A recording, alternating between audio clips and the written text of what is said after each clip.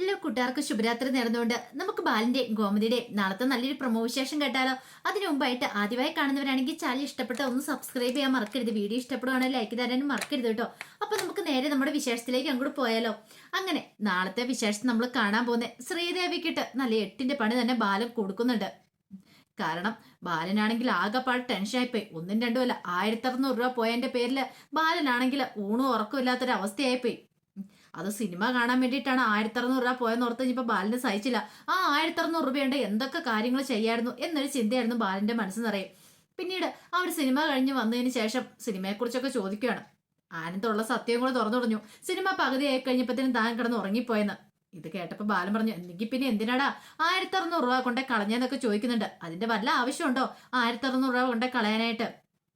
പിന്നീട് ശ്രീദേവി ചോദിച്ചു, അല്ല ടിക്കറ്റും കഴിഞ്ഞിട്ട് പിന്നെ പോപ്കോണോ അങ്ങനെ ജ്യൂസ് എന്തൊക്കെ വാങ്ങിച്ചായിരുന്നല്ലോ, അത് കഴിച്ചോന്ന് ചോദിക്കാം. അത് പിന്നെ ഞാൻ കഴിച്ചു, ആനന്ദേട്ടൻ ഫുള്ള് കഴിച്ചില്ല എന്ന് പറയാം, കണ്ടോ.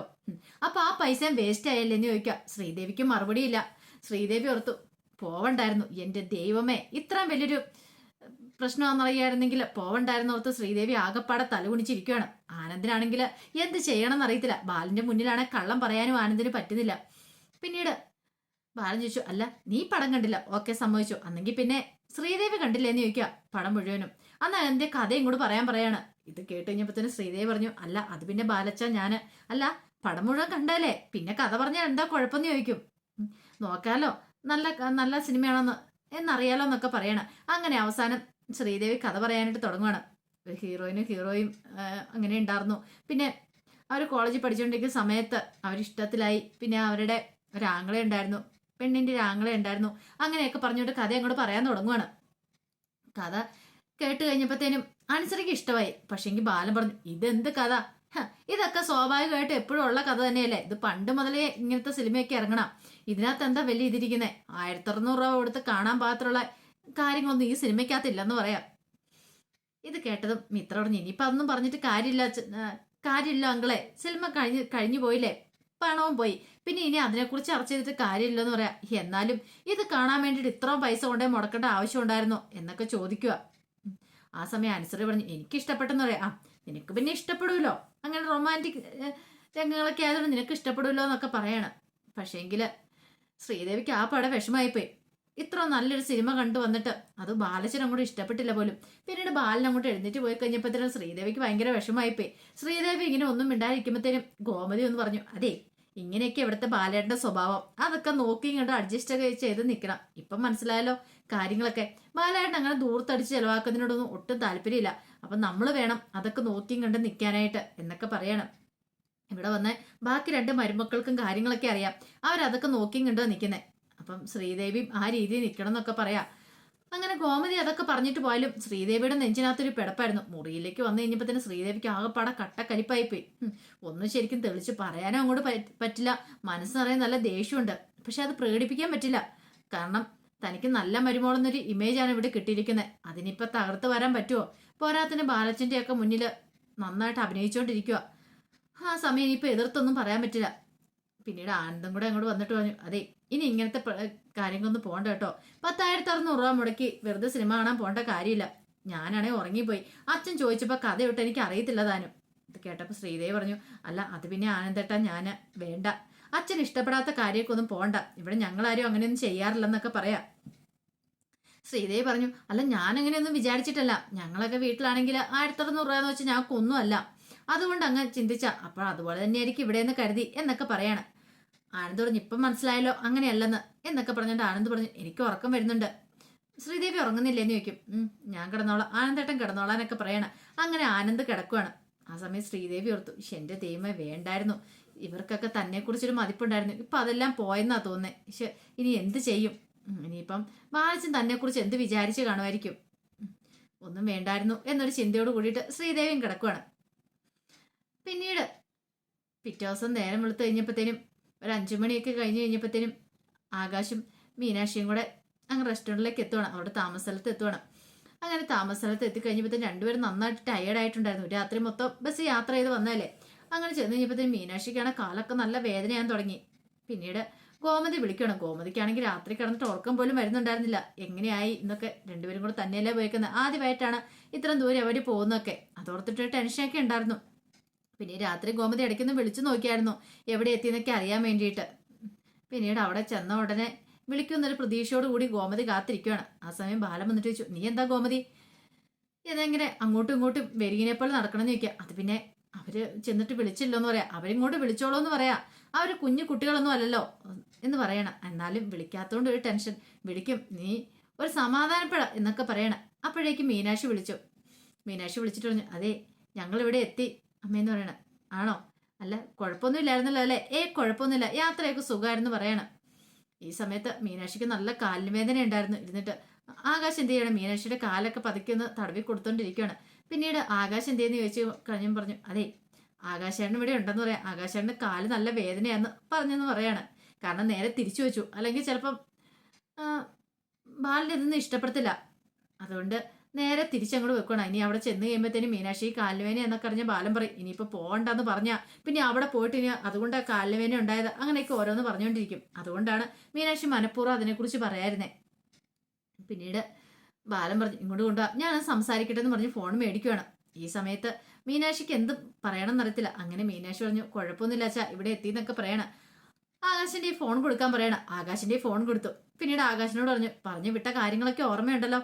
ഇന്ന് അവിടെ ചെന്ന് കഴിഞ്ഞിട്ട് നീ എന്തൊക്കെ ചെയ്യണമെന്ന് ഞാൻ ഇവിടെ നിന്ന് പറഞ്ഞു ഏൽപ്പിച്ചു വിട്ടിട്ടുണ്ട്. അത് അതുപോലെ തന്നെ ചെയ്യണം. മാർക്കറ്റിൽ പോകണം കോഴിക്കോട്, അവിടെ ചെന്നിട്ട് കാര്യങ്ങളൊക്കെ ചെയ്യണം. ഇത് കേട്ടപ്പോൾ ആകാശ് പറഞ്ഞു, ശരി അച്ഛാന്നൊക്കെ പറയണം. അപ്പോഴേക്ക് ശ്രീദേവിയും കൂടെ അങ്ങോട്ടേക്ക് വന്നു. ശ്രീദേവി പിടിച്ചിട്ട് ഫോൺ മേടിക്കുകയാണ്. ഫോൺ മേടിച്ചിട്ട് മീനാക്ഷിയോട് സംസാരിക്കാൻ തുടങ്ങി. അങ്ങോട്ട് കോമതിക്കാണെങ്കിൽ ദേഷ്യം വന്നു. ആക്കപ്പാടെ ഇത്തിരി സമയം കിട്ടിയ വിളിക്കാനായിട്ട് പറ്റിയതാ. ആ സമയത്ത് മീനാക്ഷിയെ വിളിച്ചോണ്ടിരുന്ന ആ സമയത്ത് ശ്രീദേവി വന്ന് ഫോൺ മേടിച്ചിട്ടാണെങ്കിൽ ഫോൺ ഒട്ട് തരുന്നുമില്ല. അവസാനം മീനാക്ഷി നല്ല ടയർഡായിട്ടല്ലേ ചെന്നേ. എന്നാൽ ശരിയെന്ന് പറഞ്ഞ് കോള് കട്ട് ചെയ്യണം. ആ സമയം ശ്രീദേവി പറഞ്ഞു, കോള് കട്ട് ചെയ്തു മീനാക്ഷി എന്ന് പറയണം. ഗോമതി പറഞ്ഞു, അവിടെ ചിലപ്പം മടുത്ത് കാണുമായിരിക്കും, അതുകൊണ്ടായിരിക്കും കോള് കട്ട് ചെയ്തതെന്ന് പറയാം. ഇത്ര ദൂരെ യാത്ര ചെയ്തിട്ട് ഒന്ന് ചെന്ന് റെസ്റ്റ് ഒക്കെ എടുത്തിട്ട് വേണമല്ലോ ട്രെയിനിങ്ങിന് പോകാനായിട്ട്. അവിടെ ചെല്ലുമ്പോൾ ട്രെയിനിങ് കൂടെ അല്ലേ, അവിടെ പോയിരുന്ന് ഉറങ്ങാനൊന്നും പറ്റത്തില്ലോ. കോള് കട്ട് ചെയ്ത് കഴിയുമ്പോഴത്തേനും ആകാശിനോട് പറഞ്ഞു, ആകാശം എനിക്ക് കുറച്ച് സമയം കിടന്ന് ഉറങ്ങണം, അല്ലെങ്കിൽ എനിക്ക് ആപ്പടെ ഭ്രാന്ത് പിടിക്കുമെന്ന് പറയണം. കാരണം ഉറങ്ങാതിരുന്ന് കഴിഞ്ഞിട്ടുണ്ടെങ്കിലേ രാവിലെ ട്രെയിനിങ്ങോടെ പോയി കഴിയുമ്പോഴത്തേനും അവിടെ ചെന്നാലും ഉറങ്ങാൻ പറ്റത്തില്ലോ എന്ന് പറയണം. എന്നൊക്കെ പറഞ്ഞുകൊണ്ട് മീനാക്ഷി അവിടെ കുറച്ച് സമയം കയറി കിടക്കുകയാണ്. ഈ സമയം മിത്ര രാവിലെ എഴുന്നേറ്റ് ആലോചിച്ചു, എന്തേലും ചെയ്യണം, ട്യൂഷനെങ്കിൽ ട്യൂഷൻ, പക്ഷെ കുട്ടികൾ വേണം, എന്ത് ചെയ്യണം. അങ്ങനെയൊക്കെ ഓർത്തിന് ചെന്ന് കഴിയുമ്പോഴത്തേനും ആര്യം തന്റെ ബൈക്കൊക്കെ കഴുകിക്കൊണ്ടിരിക്കുകയാണ്. ആ സമയത്ത് ധർമ്മനും കൂടെ അങ്ങോട്ടേക്ക് വന്നു. ധർമ്മന്റെ അടുത്തേക്ക് മിത്ര ചെന്നു. മിത്ര എന്നിട്ട്, ആഹാ ഇന്ന് സുന്ദരനായിട്ടുണ്ടല്ലോ ഇളയച്ചനെന്ന് പറയാ. അതെന്താ? അല്ല ഈ ഷർട്ട് നന്നായിട്ട് ചേരുന്നുണ്ടെന്ന് പറയണ ഇളയച്ചന്. ഓഹോ അങ്ങനെയാണോ? എന്തായാലും പ്രത്യേകത ഉണ്ടോന്ന് നിൽക്കും. പിന്നെ പ്രത്യേകത ഉണ്ടോന്നോ, ഇന്ന് പതിവിലും വിപരീതമായിട്ട് നല്ല സുന്ദരനും കൂടെ ആയിട്ടുണ്ടെന്ന് പറയാം. ഇത് കേട്ട് കഴിഞ്ഞപ്പോൾ ആര്യം പറഞ്ഞു, എന്തോ കാര്യസാധ്യതയുണ്ടല്ലോ, അതാണല്ലോ രാവിലെ തന്നെ വന്ന് ഐസ് വെക്കണേന്ന് പറയണ. ഇത് കേട്ടതും ധർമ്മം ചോദിച്ചു, അല്ല നീ രാവിലെ എനിക്കിട്ട് വല്ല പണി തരാനും വന്നാണെന്ന് നിൽക്കും. മിത്ര പറഞ്ഞു, പിന്നെ അങ്ങനെ ഞാൻ ഇളയച്ചന് വല്ല പണിയും തരുമോ? അങ്ങനെയൊന്നും പണിയൊന്നും തന്നല്ലെന്ന് പറയും. പിന്നെ എന്ത് പറ്റീന്ന് ചോദിക്കാം. ആര്യം പറഞ്ഞു, ഇപ്പൊ കണ്ടോ മാമ, അവൾ എന്തേലും പറയുന്ന കണ്ടോളാൻ പറയാണ്, ഇത് മാമനിട്ടുള്ള പണിയാന്ന് പറയാണ്. ആ സമയത്ത് മിത്ര പറഞ്ഞു, പണിയൊന്നും അല്ല മാമ എന്ന് പറയണേ. പിന്നെ എന്താ കാര്യം? അത് പിന്നെ ഉണ്ടല്ലോ, നമ്മുടെ അപ്പുറത്തെ വീട്ടിലെ ആ ട്യൂഷൻ പഠിക്കുന്ന കൊച്ചിലെ, ഏത് വീട്ടിലെ, നമ്മൾ ഇങ്ങോട്ട് വരുന്ന വഴിയുണ്ടല്ലോ ഇളയച്ച, ആ വളവ് തിരിഞ്ഞു വരുന്ന വീട്ടിലെ, ഓ മനസ്സിലായി, ആ കൊച്ചെവിടെ ട്യൂഷൻ പോകുന്നതെന്ന് ചോദിക്കണം. അത് പിന്നെ നമ്മുടെ ആ മോഹൻ സാറിന്റെ വീട്ടിലാന്ന് പറയണം. ഓ അങ്ങനെയാണല്ലേ. അല്ല ഇവിടുത്തെ അതെന്നല്ല, ആ വീട്ടിലെന്നല്ല, ഒരുമാതിരിപ്പെട്ട ഈ ഭാഗത്തുള്ള എല്ലാ കുട്ടികളും അവിടെ ട്യൂഷന് പോകുന്നത്. ഓ അത് കുറച്ച് ദൂരം അല്ലേ നിൽക്കും അവിടെ വരെ ട്യൂഷൻ പോകുന്നത്. അതെ വേറെ ആരും ഇപ്പൊ ട്യൂഷനൊന്നും എടുക്കുന്നില്ലല്ലോ, അപ്പൊ അതുകൊണ്ട് അവിടെ പോണേന്ന് പറയാം. എന്ത് പറ്റി? അല്ല ഞാൻ ആരിനെ ഒന്ന് സഹായിക്കാൻ തീരുമാനിച്ചെന്ന് പറയണം. സഹായിക്കാനോ? എന്ത് സഹായിക്കാനായിട്ട്? അല്ല ഇളയച്ചാ ഞാൻ ട്യൂഷൻ എടുത്താലോ എന്ന് ആലോചിക്കാന്ന് പറയണേ. ട്യൂഷൻ എടുക്കാനാ? അതെ ട്യൂഷൻ എടുക്കുവാണെങ്കിലേ കുറച്ച് പൈസ കിട്ടുമല്ലോ, ആരിനെ ഹെൽപ്പ് ചെയ്യാലോ എന്ന് പറയണം. ആഹാ അത് കൊള്ളാലോ. ഒരു കാര്യം ചെയ്യാവോ, ഇളയച്ചൻ എനിക്ക് വേണ്ടിയിട്ട് കുറച്ച് കുട്ടികളെ സംഘടിപ്പിച്ച് തരാമെന്ന് ചോദിക്കും. ആ ഞാൻ അപ്പോഴേ പറഞ്ഞില്ലേ മാമ, ഇത് പ്രശ്നം ഗുരുതരാവെന്നുള്ള കാര്യം. ആ സമയം ധർമ്മം പറഞ്ഞു, ഞാൻ എങ്ങനെ ശരിയാക്കുന്നേ? ഇളയച്ചനെ കൊണ്ട് സാധിക്കും. ഇളയച്ചൻ പോയി പറഞ്ഞിട്ടുണ്ടെങ്കിൽ അവരൊക്കെ വിടുമെന്ന് പറയാം. പോരാത്തന്നെ ഇളയച്ചന് അവരെ കയ്യിലെടുക്കാനുള്ള ഒരു പ്രത്യേക കഴിവില്ലേ, അതുകൊണ്ട് ഇളയച്ചനെ കൊണ്ട് സാധിക്കും എന്നൊക്കെ പറഞ്ഞിട്ട് അങ്ങ് സോപ്പിടുവാണ് ധർമ്മനെ. അവസാനം ധർമ്മം പറഞ്ഞു, ഞാൻ അന്ന് പോയി നോക്കട്ടെ, ഉറപ്പൊന്നും പറയത്തില്ല എന്ന് പറയാം. അതെ ഇളയച്ചനെ കൊണ്ട് സാധിക്കും, പോയിട്ട് വരാനൊക്കെ പറഞ്ഞുകൊണ്ട് അങ്ങനെ ധർമ്മനെ അങ്ങോട്ട് പറഞ്ഞു വിടുക. ഈ സമയം ആര്യം പറഞ്ഞു, എനിക്ക് അപ്പോഴേ അറിയായിരുന്നു നീ എന്തേലും ഗുരുപ്പതരം കൊണ്ട് വന്നായിരിക്കുമെന്ന്, ഇപ്പോഴല്ലേ സംഗതി പിടികിട്ടിയെന്നൊക്കെ പറയണം. പിന്നീട് മിത്ര അകത്തേക്ക് ചെന്നിട്ട് ഗോമതിയുടെ കാര്യങ്ങളൊക്കെ പറയണം. ഞാൻ ട്യൂഷന് കുട്ടികളെ കിട്ടുമെന്നൊക്കെ അന്വേഷിച്ചിട്ടുണ്ട്. അല്ല ഇതിപ്പം ബാലേട്ടനോട് പറയേണ്ടത് നിൽക്കും. അല്ല അങ്കിളിനോട് പറഞ്ഞിട്ടുണ്ടോ, അങ്കിള് സമ്മതിക്കുമോന്ന് അറിയത്തില്ലോ. പറയാതിരുന്നിട്ടുണ്ടെങ്കിലോ അതൊരു കാര്യം ചെയ്യാം, ട്യൂഷൻ തുടങ്ങിയിട്ട് അങ്കിളിനോട് പറഞ്ഞാൽ മതി. അങ്ങനെയാണ് പിന്നെ കുഴപ്പമില്ലല്ലോ. അല്ലെങ്കിൽ പിന്നെ അങ്കിൾ എതിർപ്പ് പറഞ്ഞിട്ടുണ്ടെങ്കിൽ എങ്ങനെ ശരിയാവണമെന്ന് നിൽക്കും. അത് ശരിയാ, ഒരു കാര്യം ചെയ്യാം, മോളൊന്ന് പറഞ്ഞു നോക്ക്, ചിലപ്പം സമ്മതിക്കുമായിരിക്കും. ഇല്ല സമ്മതിച്ചില്ലെങ്കിൽ നമുക്ക് അപ്പം നോക്കാം. അല്ല എവിടെ വെച്ച് ട്യൂഷൻ എടുക്കാനാ തീരുമാനിച്ചിരിക്കുന്നത്? അതെ തിണ്ണേൽ എവിടെയെങ്കിലും വെച്ച് എടുത്തോളാം. അവിടെയാണ് പിന്നെ കുഴപ്പമില്ലല്ലോ, കുറച്ച് കുട്ടികളൊക്കെ അല്ലേ ആദ്യം കാണത്തുള്ളൂ, അതുകൊണ്ട് കുഴപ്പമില്ല അപ്പച്ചി എന്നൊക്കെ പറയാം. ശരിയാ, എൻ്റെ എന്ത് ഹെൽപ്പ് വേണേലും എന്നോട് ചോദിച്ചാൽ മതി, ഞാൻ ചെയ്തു തരാട്ടോ എന്നൊക്കെ പറയാം. പോരാത്തിന് മീനാക്ഷിയും കൂടെ ഇങ്ങോട്ട് വരില്ല 2 ദിവസം കഴിയുമ്പം, പിന്നെ കുഴപ്പമില്ലെന്ന് പറയണം.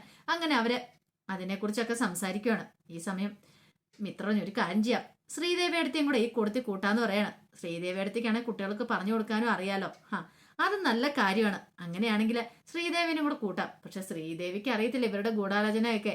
കാരണം താൻ ചെന്ന് പെടാൻ പോകുന്ന വലിയൊരു കുഴിയിലേക്ക് എന്നുള്ള കാര്യം. ശ്രീദേവിക്ക് MA ലിറ്ററേച്ചർ ആണെന്നോർത്തണ്ട ഇവർ ഈ കാര്യങ്ങളൊക്കെ പറയണേ. പക്ഷെ MA ലിറ്ററേച്ചർ പോയിട്ട് 10ാം ക്ലാസ്സും കുസ്തിയാന്നുള്ള കാര്യം ശ്രീദേവിക്കല്ലേ അറിയത്തുള്ളൂ. ഒരു പക്ഷേങ്കിൽ നാളെ കുട്ടികൾ ട്യൂഷൻ എടുക്കാൻ വരുമ്പോൾ അവർക്ക് പറഞ്ഞു കൊടുക്കാൻ പറഞ്ഞിട്ടുണ്ടെങ്കിൽ തനിക്കൊന്നും അറിയത്തില്ല എന്നൊരു കാര്യം ശ്രീദേവിക്ക് മാത്രമേ അറിയത്തുള്ളൂ. അങ്ങനെ വന്നാൽ ശ്രീദേവി ഉറപ്പായിട്ടും പെട്ടുപോകും. ശ്രീദേവിക്ക് പിന്നെ തൻ്റെ കള്ളത്തരങ്ങളൊക്കെ പുറത്ത് പറയേണ്ടതായിട്ട് വരും. അപ്പോൾ അതിൻ്റെ വിശേഷങ്ങളൊക്കെയാണ് കാണാൻ പോകുന്നത്. ആ വിശേഷങ്ങൾക്കായി നമുക്ക് എല്ലാവർക്കും കാത്തിരിക്കാം കേട്ടോ. ഒരിക്കൽ കൂടി എല്ലാവർക്കും ശുഭരാത്രി നേർന്നുകൊണ്ട് നിർത്തുന്നു. നന്ദി.